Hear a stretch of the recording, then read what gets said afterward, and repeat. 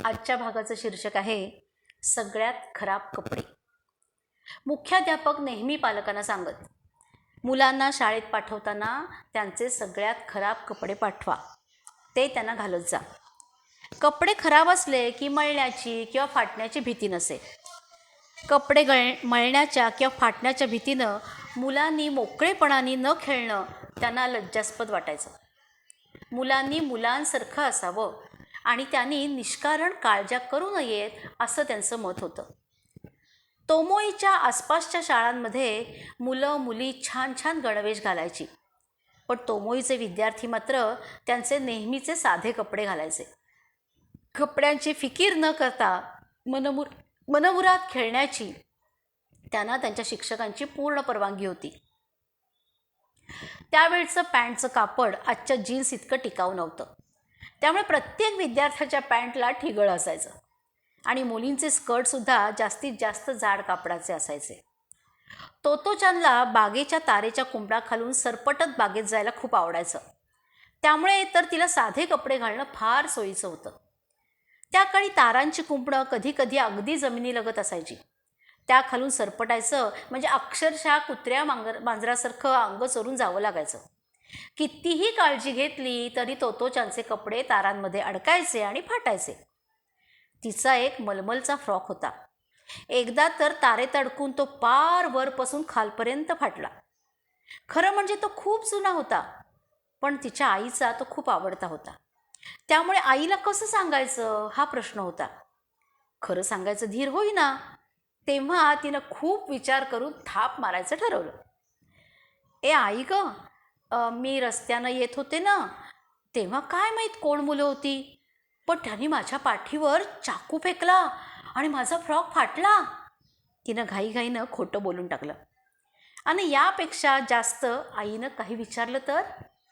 पण सुदैवानं आई एवढंच म्हणाली, बिचारी.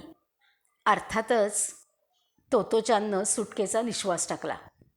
आईला नक्कीच पटलं असणार. अशा परिस्थितीमध्ये ती तरी काय करणार होती.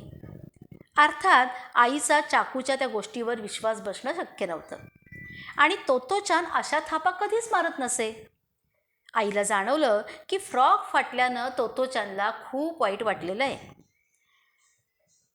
आणि आईला त्यातच समाधान वाटत होतं. पण बऱ्याच दिवसापासून आईला अजून एका गोष्टीचं कुतूहल होतं आणि ते विचारायला ती छान संधी होती. चाकू वगैरेमुळे तुझा फ्रॉक फाटला हे ठीक आहे ग, पण तुझ्या चड्ड्या कशा फाटतात, आणि त्याही नेहमी?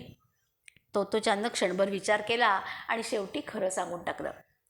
अगं, तारेच्या कुंपणाखालून सरपटत जायचं म्हणजे त्यात स्कर्ट अडकणारच ना, आणि शिवाय मी आत येऊ का? नंतर अच्छा असंही म्हणायला हवं की. आता कपडे फाटणार नाही तर काय. आईला खरं म्हणजे काही समजलं नव्हतं, पण काहीतरी गमतीशीर प्रकार असावा असं मात्र तिला वाटलं. मज्जा येते मज्जा येते तिनं विचारलं. तू करून बघ ना एकदा, तुझेही कपडे फाटतील, तोतोचाननं उत्साहानं तिला सुचवलं. तोतोचानला इतका आवडणारा खेळ काहीसा असा होता. सर्वात आधी कुणाची तरी तारेचं कुंपण असलेली बाग किंवा मोकळी पडलेली जमीन शोधायची. कुंपणाच्या तारा थोड्याशा उचलायच्या आणि आत डोकवायचं आणि विचारायचं, मी आत येऊ? हा प्रश्न अर्थातच कुणा माणसाला नाही तर त्या बागेला असायचा. मग अजून 2-3 तारा वर उचलायच्या. आत जाण्या इतक्याही जागा व्हावी म्हणून जमीन थोडीशी उकरून माती बाजूला करायची आणि आत जायचं. पूर्ण आत शिरायच्या आधीच मागे वळून कुंपणाला सांगायचं, बरं आहे, अच्छा.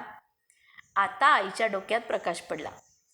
मग तोतोचानचे कपडे फाटणं स्वाभाविकच होतं आणि हा खेळ अनेकदा खेळला जायचा. प्रत्येक वेळी मी आत येऊ का आणि अच्छा असा असायलाच हवा होता.